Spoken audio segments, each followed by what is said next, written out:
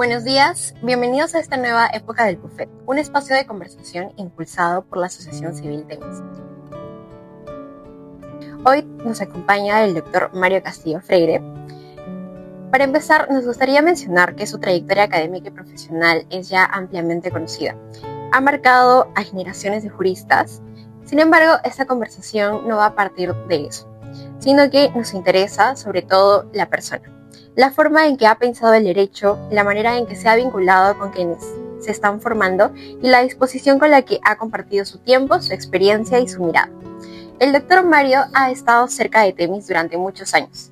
Ha participado en distintos momentos del proyecto como autor y colaborador constante, siempre con una presencia atenta y generosa. Ese vínculo habla tanto de su manera de ejercer el derecho como de su calidad humana. Desde ese lugar queremos conversar hoy. Muchas gracias, doctor Mario, por acompañarnos. Antes de empezar, quisiera compartir unas palabras. Muchas gracias a ustedes. Sí, claro, bueno, en realidad voy a contar una anécdota que no le he contado nunca. Y es que yo debí publicar mi primer artículo en Temis en 1986, cuando varios amigos integraban el consejo directivo de la revista. Y empecé a conversar con ellos, con quienes practicábamos en el mismo estudio, y me pidieron que un tema que me había interesado mucho en clase, que era la venta de bien ajeno, lo hiciera como un artículo para Temis. Y me alegró mucho, empecé a trabajar el tema, investigar, etcétera, etcétera, etcétera. Y me acuerdo mucho que mi amiga, una de las que me pidió el artículo, cada semana me decía, oye, ¿ya tienes tu artículo? No, le digo, todavía.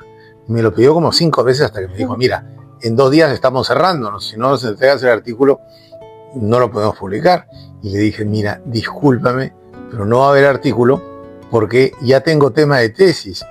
Y era que me había adentrado tanto en el tema que finalmente la venta de bien ajeno con otros contratos, más que estudié, fueron mi tesis de bachillerato titulada Los contratos sobre bienes ajenos, mi primer libro.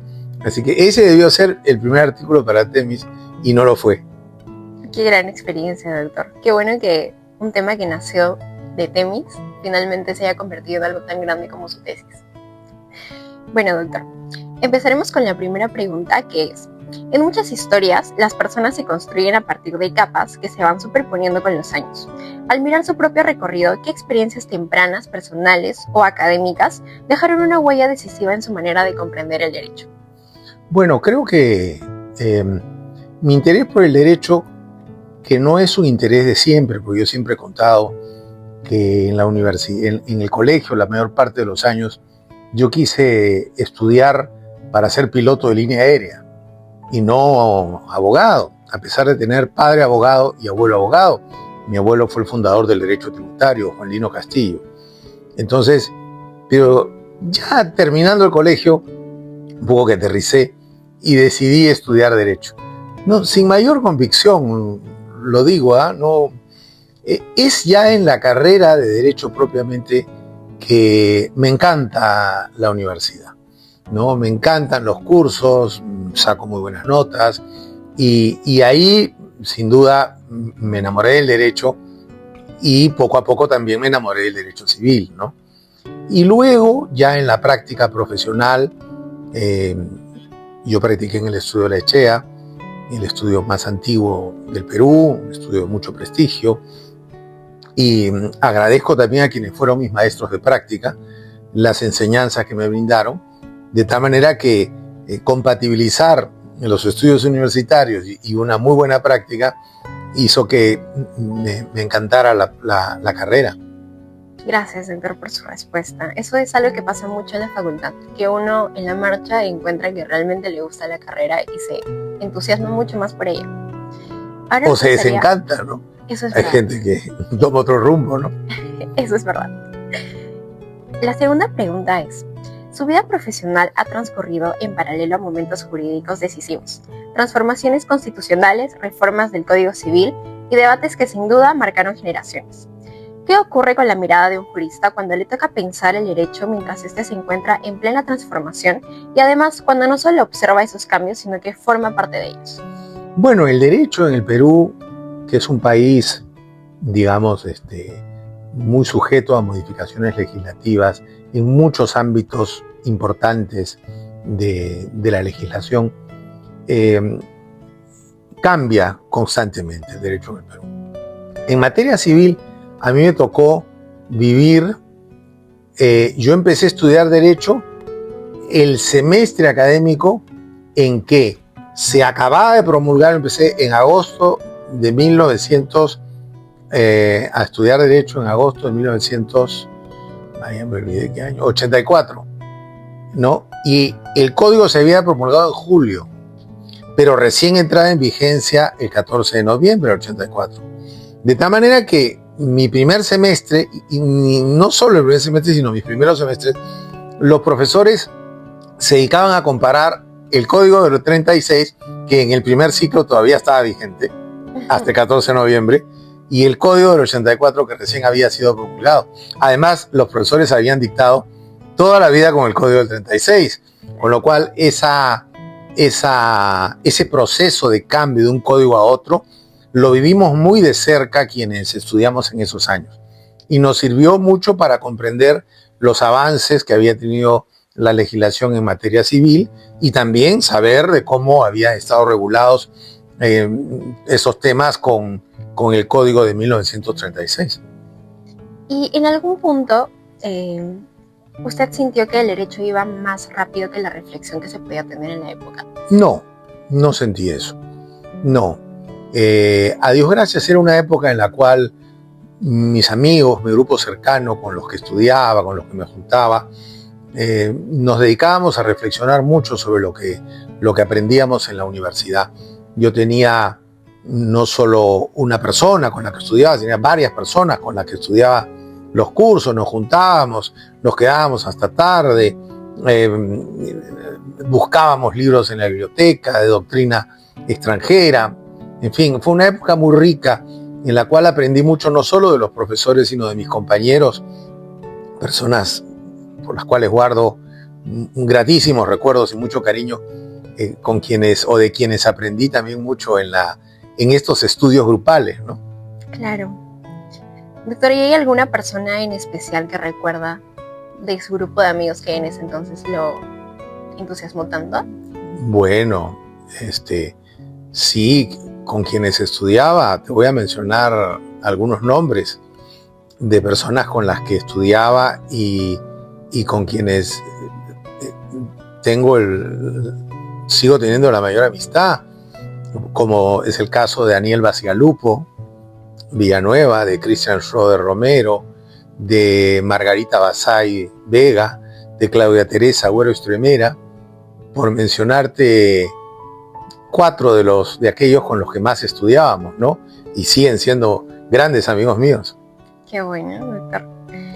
Doctor, y para pasar a la siguiente pregunta, que va un poco relacionada también a esta, para quienes hoy se enfrentan en las aulas al Código Civil como un texto denso y a veces incluso distante, ¿desde qué posición intelectual o incluso emocional cree que vale la pena aproximarse a él? Primero, que no tengan prejuicios contra el Código Civil, porque el Código Civil es una ley, no es un libro de derecho. Es una ley, es un esqueleto que ordena la legislación en materia civil. Ley que, al igual que todos los códigos del mundo, desde los más pintados hasta los menos pintados, tiene defectos. Pero el código tiene que ser visto como un instrumento normativo y juzgado en función de si realmente es útil o no a la sociedad, no si el código es perfecto en el plano dogmático, porque puede no ser perfecto en el plano dogmático, como no lo son la mayoría de códigos civiles del mundo. Pero la pregunta no es si el Código Civil, pues, es perfecto. La pregunta es si el Código Civil es útil a la sociedad. Y yo siempre he apostado por eso, que mientras una norma, no solo el Código Civil, sea útil, por más problemas dogmáticos que pueda tener, hay que mantenerla. ¿Por qué? Porque sirve, y lo que sirve hay que mantenerlo. Lo que no sirve hay que cambiarlo, pero si el Código Civil ha demostrado en 4 décadas, que es una norma muy útil, ¿no? Y yo siempre he defendido a lo largo de estas 4 décadas la vigencia del Código Civil y siempre me he opuesto a cualquier proceso de reforma integral de todos los que se han, digamos, intentado en estos años con respecto a él, ¿no? Y en esa misma línea, ¿usted cree que hay algún error común en la forma de estudiar el Código Civil? Un error común. Yo creo que el error común es el prejuicio. O sea, más que el Código Civil, lo que tiene que estudiarse es el derecho. El Código Civil regula las instituciones que en la doctrina uno puede estudiar de una manera fluida y naturalmente, digamos, siempre en concordancia con lo que dice el Código. Y muchos de estos problemas parten de las clases, de nosotros los profesores. Yo me incluyo cuando joven, pero he madurado, ¿no? O sea, cuando joven, seguramente cuando yo empecé a enseñar hace 35 años, yo quería cambiar muchos artículos del código, imagínate. Pero con el paso de los años, ya he madurado, ¿no? O sea, y yo apuesto por la vigencia del código. Y no transmito a mis alumnos una animadversión hacia el código, sino transmito lo que acabo de mencionarte en el sentido de que como es un instrumento legal útil para la sociedad, debe continuar su vigencia en el Perú. Claro, doctor. Una gran respuesta.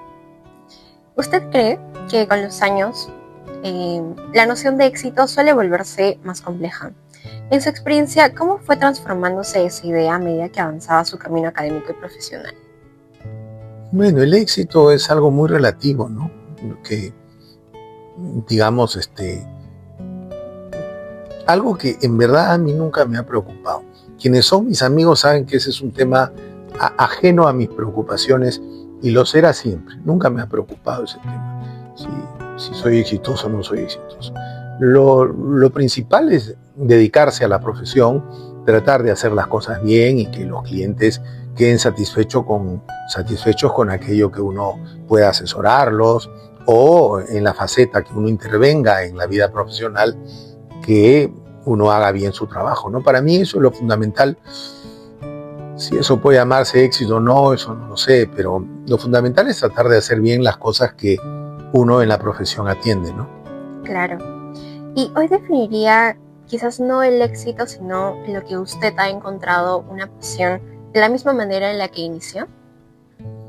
Bueno, la pasión por la profesión siempre la he tenido, ¿no? Y mis pasiones se han ido acentuando con el paso de los años. Por ejemplo, la pasión por escribir, ¿no? Yo recordaba mucho hace un momento mi primer libro, ¿no? Desde esa época han transcurrido 109 libros a lo largo de mi vida, ¿no? Muchos solo, otros en coautoría. Pero, digamos, esa es una pasión que se ha acentuado con el paso de los años. Como la pasión también del ejercicio profesional. Me gusta mucho la defensa, defender a clientes en litigios arbitrales, por ejemplo. No litigo en el Poder Judicial, pero litigo en procesos arbitrales. Y eso me gusta mucho, ¿no? Claro, doctor.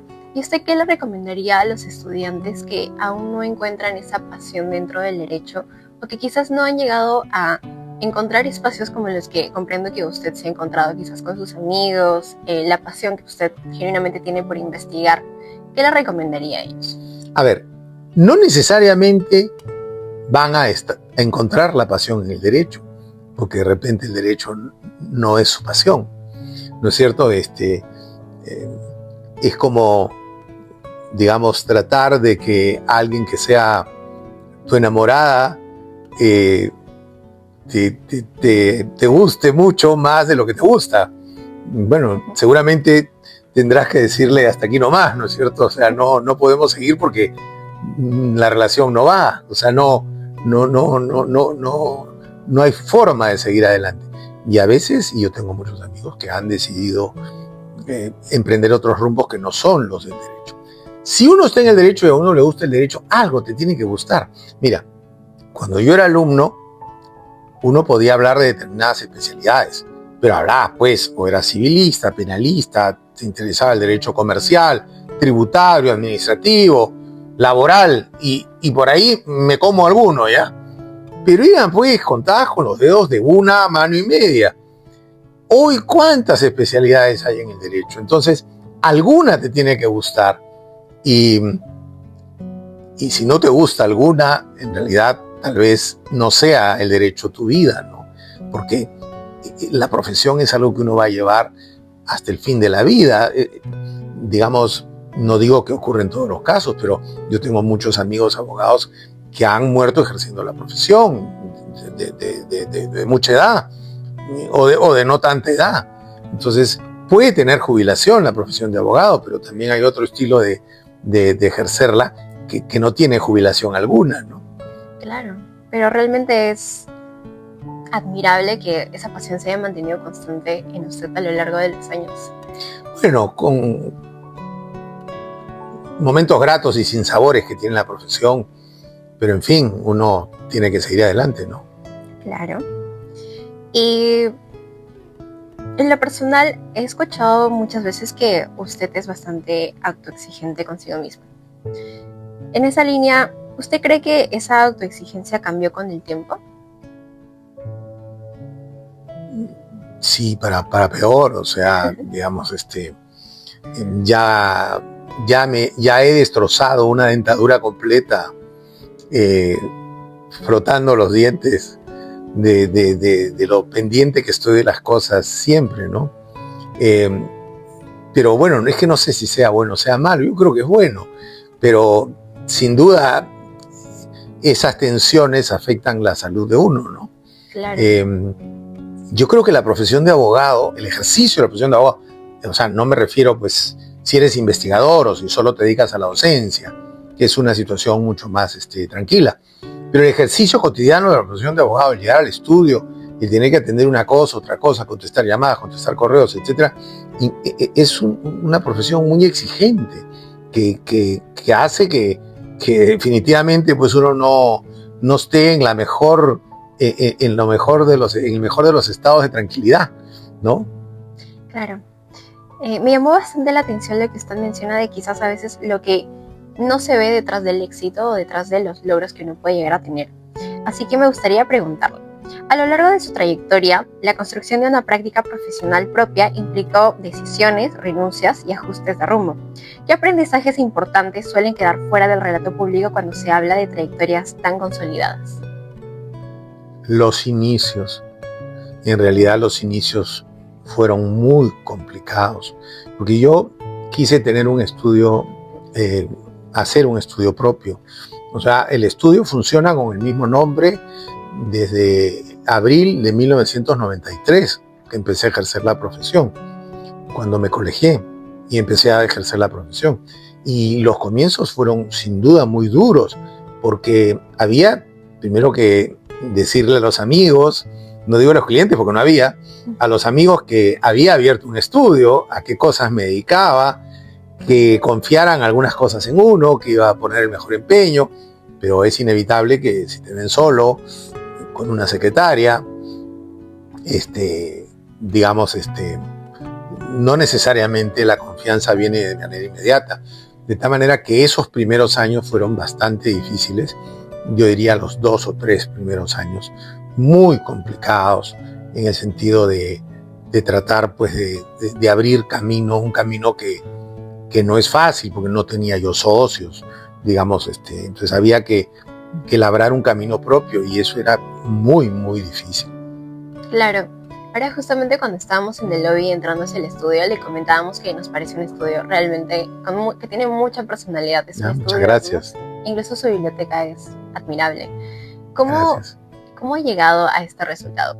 ¿Le gustaría comentarnos un poco más acerca de la transformación de su estudio? ¿Cómo lo ha construido con el tiempo? Bueno, el estudio es un estudio pequeño en número de abogados en relación a los grandes estudios que hay hoy día. Somos 4 abogados, de los cuales las otras 3 personas que son abogadas han sido mis discípulas o en la clase o en la vida profesional. ¿no? Tenemos practicantes, en fin, el personal administrativo, no superamos las 15 personas. Pero, digamos, siempre aposté a tener un estudio en donde cada documento que saliera del estudio, yo tenía que estar convencido de que el documento que saliera para el cliente estuviera bien hecho. O sea, no hay nada que salga del estudio que o no lo haya hecho yo o no lo haya revisado varias veces para que pueda salir de manera con la calidad que siempre hemos tratado de mantener, ¿no? Y bueno, y ahí estamos, ¿no? Con la misma bandera, con el mismo nombre, hace 32 años y medio. Claro, doctor. Realmente admirable. Ahora nos gustaría explorar un poco más su relación con Temis. Usted escribió en la revista de Temis número 66 con motivo del 30º aniversario del Código Civil, y años después asumió la coordinación general de la revista 85 dedicada a los 40 años del mismo cuerpo normativo. ¿Qué significó para usted pasar de escribir a la revista a asumir la responsabilidad de coordinarla? Bueno, fue muy grato escribir para los 30 años cuando ustedes me invitaron, siempre defendiendo que no se modifique integralmente el Código Civil.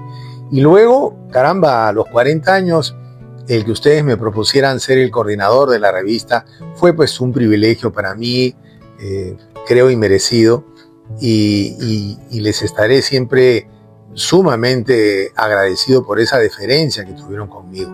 Saben en Temis que siempre pueden contar conmigo, que estoy para todo aquello en lo que pueda ser de utilidad, y solo tengo palabras de gratitud para los miembros de la asociación.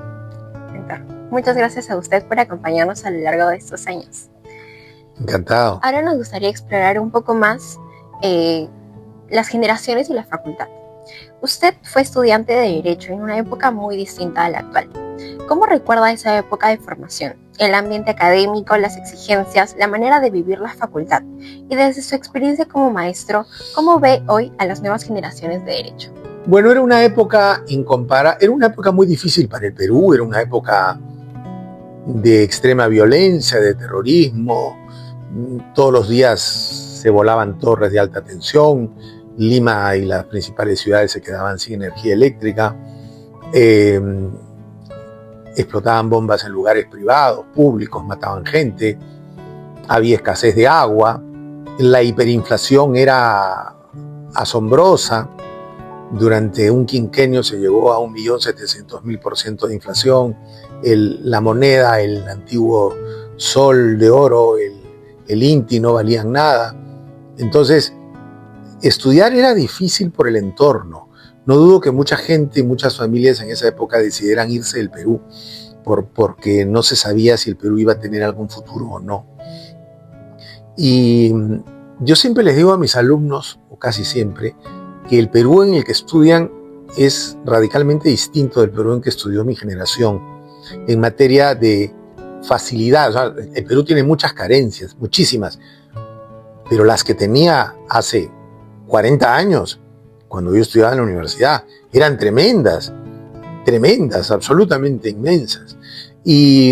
Pero eso se compensaba con un factor que era los extraordinarios profesores que teníamos. Solo por mencionar aquellos relativos al ámbito civil, mira pues, teníamos en acto jurídico a Fernando Vidal, en responsabilidad civil a Fernando Vidal, a Francisco Moreira García Sayán, que era un muy buen profesor. Teníamos en responsabilidad civil a Lizardo Taboada. Teníamos en reales a don Jorge Avendaño y a su hijo Francisco, que terminaba la carrera y empezaba a enseñar. Teníamos en obligaciones a don Felipe Osterling Parodi, mi querido maestro, y a Carlos Cárdenas Quirós, su discípulo. Teníamos en contratos a Manuel de la Puente y Lavalle, y en el otro horario a Jorge Muñiz Siches, ¿no es cierto? Por mencionar solo civil.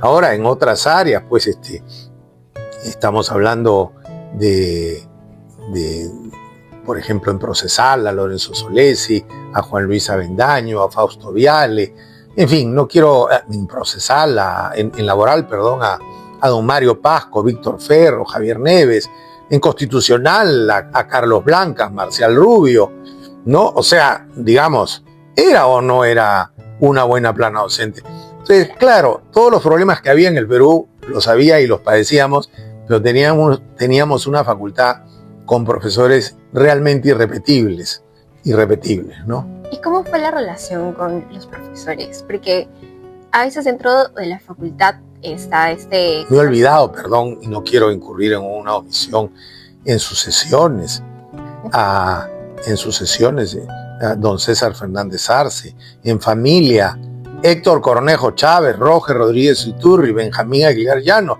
en Derecho Internacional Privado, don César Delgado Barreto, me muero si no lo menciono, don César Delgado Barreto. Y ya hice el problema de mencionar nombres que seguro me he olvidado. Don Fernando Traseñí Grande en Filosofía del Derecho, junto al doctor René Ortiz. Y si me mencionas otros cursos, te digo otro, Internacional Público, Beatriz Ramachotti de Cubas, personas jurídicas, don Javier de Belaúnde López de Romaña, y el otro horario dictaba el doctor Walter Albán. Ya no sigo porque ya, si me acuerdo otro, te voy a interrumpir para no omitirlo. No se preocupe, doctor. A veces en la facultad está este mito de que antes era los profesores eran muy estrictos y cerrados. ¿Usted cree que realmente era así? No, de ninguna manera. No te puedo decir de ningún profesor de los que te haya mencionado. Te he mencionado gente que ha sido mis profesores y otros que no lo han sido. Pero no te puedo mencionar ninguno que haya sido mi profesor, que haya sido alguien cerrado, que no haya, aceptado las opiniones distintas o divergentes. No, ninguno. Claro. ¿Y cómo describiría la relación con sus profesores? ¿Usted cree que también ellos lo han ayudado en algún punto de su carrera, quizás con alguna investigación, alguna pasantía? ¿Cómo ha aprovechado esa relación con estas personalidades? Yo no practiqué con ningún profesor, digamos, de la facultad, porque practiqué un estudio distinto, ¿no? Como te mencioné hace un momento, ¿no? Pero sí, siempre tenía uno el consejo de los profesores a quienes uno recurría, o sea, o los buscabas en la clase o los podías llamar por teléfono, preguntar sobre una materia u otra, sí, siempre te contestaban. No recuerdo ningún caso en el cual yo haya molestado a un profesor para preguntarle algo, mis amigos de mi grupo, y no nos hayan contestado la llamada y atendido el requerimiento. Claro, doctor. Y yendo al otro extremo quizás, ¿qué valora especialmente de los estudiantes hoy? Yo entro a un salón y veo mi salón, veo cuando yo era alumno.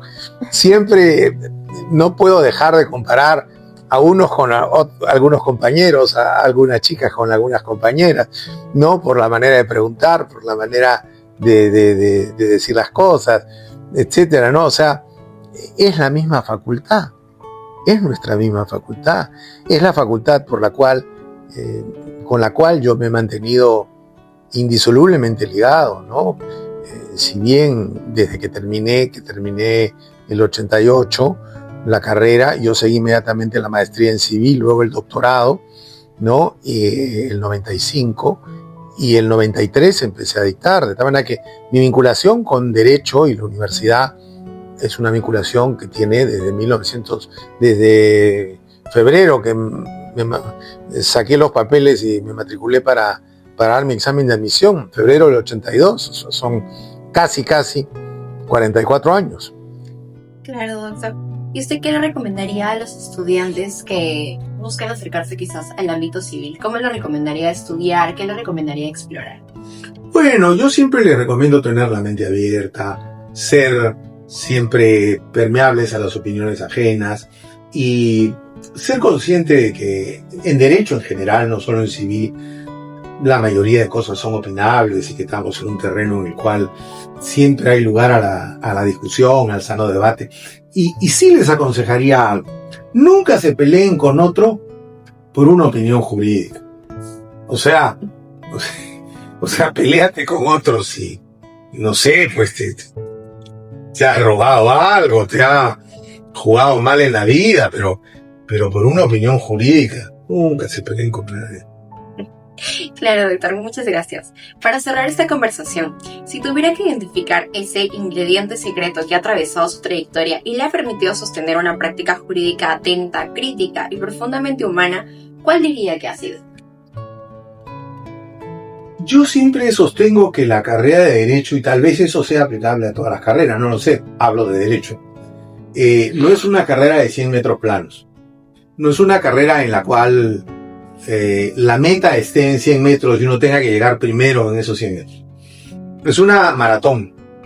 O sea, son 42 kilómetros en los cuales se tiene que llegar al final, a la meta y bien.